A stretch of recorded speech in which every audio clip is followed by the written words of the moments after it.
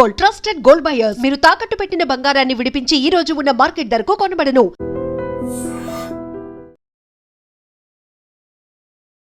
నమస్తే, welcome to I dream.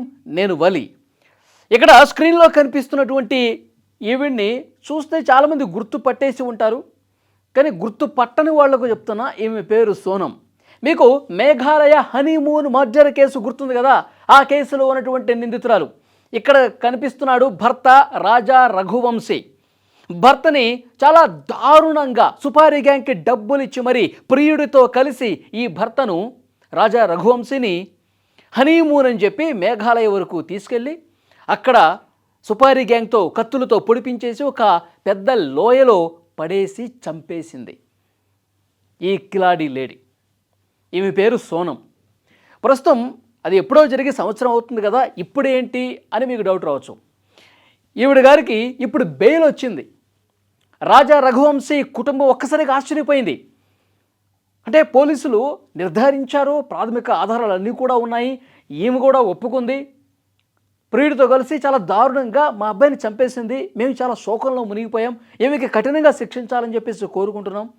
అయితే ఇవి ఆ రుజువులన్నీ ఆధారాలన్నీ ఉండగా ఈమె ఎలా బయటకు వచ్చింది, కోర్టు కూడా అసలు ఎలా బెయిల్ ఇచ్చింది అని చెప్పి వాళ్ళు ఆశ్చర్యపోతూ ఉన్నారు. మేఘాలయ హైకోర్టును మేము ఆశ్రయిస్తాం, ఇంకా మాకు న్యాయం జరగదా అని వాళ్ళు ఆందోళనలో ఉన్నారు. అయితే ఇప్పుడు ఈమెకి బెయిల్ ఎట్లా వచ్చింది? ఇంత సీరియస్ సెక్షన్స్ పెట్టారు పోలీసులు, రుజువవుతోంది కేసు, మరి బెయిల్ రాకూడదు కదా అంటే పోలీసులు చేసిన తప్పిదం కారణంగానే, పోలీసులు చేసిన పూరితమైనటువంటి పరిస్థితుల వల్లే ఆమెకి బెయిల్ వచ్చింది. పోలీసులు ఏం చేశారు, ఈమె అరెస్ట్ అయినప్పుడు సెక్షన్స్ నమోదు చేస్తారు కదా, ఆ సెక్షన్స్లో బిఎన్ఎస్ యాక్ట్ ప్రకారం 103 సబ్సెక్షన్ 1 నమోదు చేయాలి ఈమె మీద సెక్షన్. అంటే మర్డర్ కేసు నమోదు చేయాలంటే 103 సబ్సెక్షన్ 1 కింద ఈమె మీద కేసు పెట్టాలి బిఎన్ఎస్ ప్రకారం, భారతీయ న్యాయ సంహిత ప్రకారం. కానీ పోలీసులు 403 సబ్సెక్షన్ 1 పెట్టారు. అసలు భారతీయ న్యాయ సంహితలో బిఎన్ఎస్ కొత్త చట్టంలో ఈ 403 అనేది లేదు, ఉన్నది 103. మరి 403 ఎట్లా పెట్టారు? అరెస్టు మెమోలోనే కాదు, అరెస్టుకు సంబంధించి ప్రతి పత్రంలో, ప్రతి డాక్యుమెంట్లో కూడా 403 మెన్షన్ చేశారు. కోర్టు ఆశ్చర్యపోయింది. మీరు ఏదో టెక్నికల్ ఇష్యూ అంటే ఒక దగ్గర ఏంటి అనుకోవచ్చు, మీరు ప్రతి దాంట్లో కూడా 403 చేర్చారు. అసలు ఏంటి, అసలు మీరు సరిగా పనిచేస్తున్నారా లేదా? ఆమె అరెస్టు అసలు సక్రమం కాదు అనటానికి ఎందుకంటే ఏం కావాలని చెప్పి పోలీసుల మీద సీరియస్ అయింది. అది ఒక తప్పిదం. అసలు లేని సెక్షన్ను పెట్టి ఇన్ని రోజులు ఆమెని జైల్లో పెట్టారు, అదొకటి.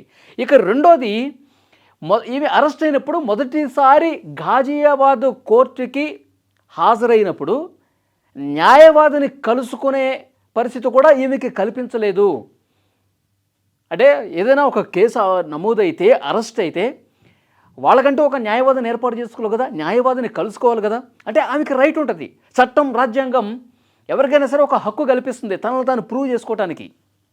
ఇక్కడ ఈమె అరెస్ట్ అయినప్పుడు ఈ అరెస్టును సవాలు చేసే న్యాయపరమైనటువంటి హక్కును కూడా పోలీసులు ఈమెకి కల్పించలేదు అన్నది కూడా చాలా క్లియర్గా కోర్టు ముందు అవన్నీ పరిశీలిస్తే అర్థమైంది. ఏంటంటే న్యాయవాదిని కలుసుకునేటువంటి పరిస్థితి కూడా కల్పించలేదు. ఎందుకంటే మనకి చట్టంలో చాలా క్లియర్గా ఉంది.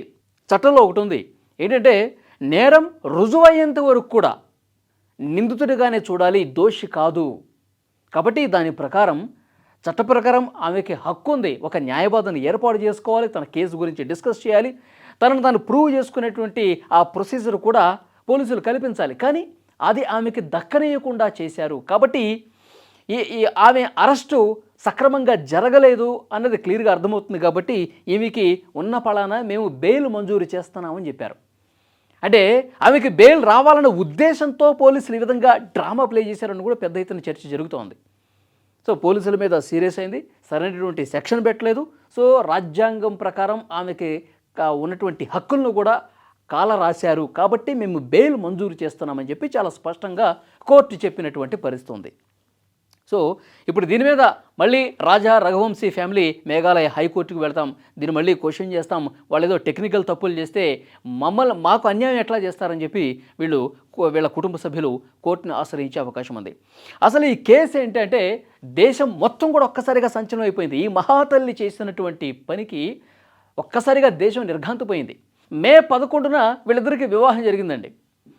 ఇతను రాజా రఘువంశీ మధ్యప్రదేశ్లోని ఇండోర్కి చెందినటువంటి వ్యక్తి. వీళ్ళకి ట్రాన్స్పోర్ట్ వ్యాపారం కూడా ఉంది.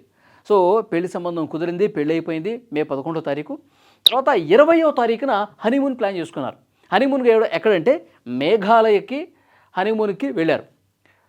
20వ తారీఖు వెళ్ళారు. 11వ తారీఖు మ్యారేజ్ అయింది. 20వ తారీఖు హనీమూన్ మేఘాలయకు ప్లాన్ చేసుకున్నారు. ఎందుకంటే అక్కడ మేఘాలయ దగ్గర వీళ్ళు ఎక్కడైతే హనీమూన్కి వెళ్దామనుకున్నారో అక్కడ ఒక టెంపుల్ ఉంది. ఆ టెంపుల్ని దర్శించుకోవాలి. ఆ టెంపుల్ని దర్శించుకున్న తర్వాత మనం ఒక్కటి కావాలని చెప్పి కండిషన్ పెట్టింది. అప్పటి వరకు ఫస్ట్ నైట్ జరగలేదు. ఫస్ట్ నైట్ ఎందుకు జరగలేదంటే మాకు సెంటిమెంట్ ఉంది, అక్కడ ఒక టెంపుల్ ఉంది, ఆ టెంపుల్ని అమ్మవారిని దర్శించుకున్న తర్వాత మనం ఒక్కటవ్వాలని చెప్పి అంటే ముందే ప్లాన్ గీసేసుకుంది.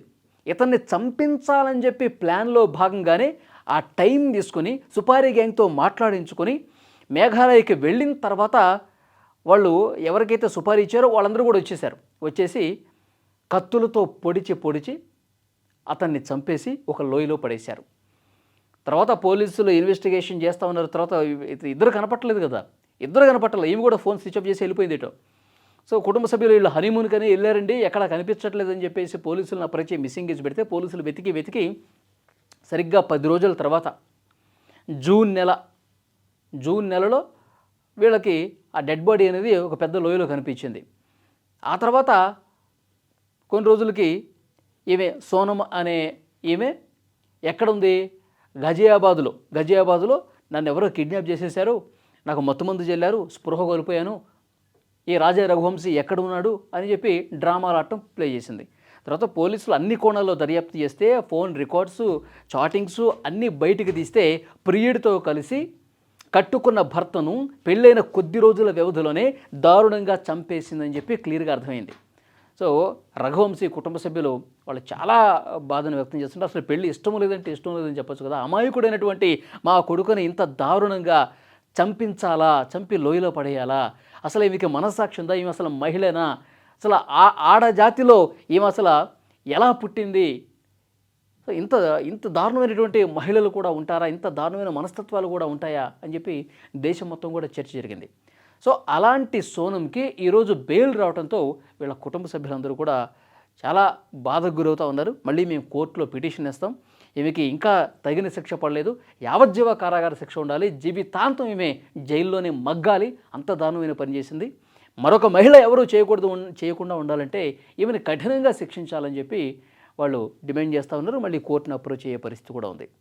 సో ఈమెకి బెయిల్ రావడం అనేది మనకు అర్థమవుతున్నటువంటి దాని ప్రకారం, వస్తున్న సమాచారం ప్రకారం పోలీసులు చేసిన తప్పిదాల వల్ల ఈమెకి బెయిల్ వచ్చినటువంటి పరిస్థితి ఉంది. ఈ వీడియో చూస్తున్న ప్రతి ఒక్కరూ స్పందించండి. ఈమె బెయిల్ మళ్ళీ రిజెక్ట్ అయ్యే అవకాశం ఉందా, ఈమె జీవితాంతం జైల్లో ఉండాల్సినటువంటి అవసరం ఉందా? Please comment.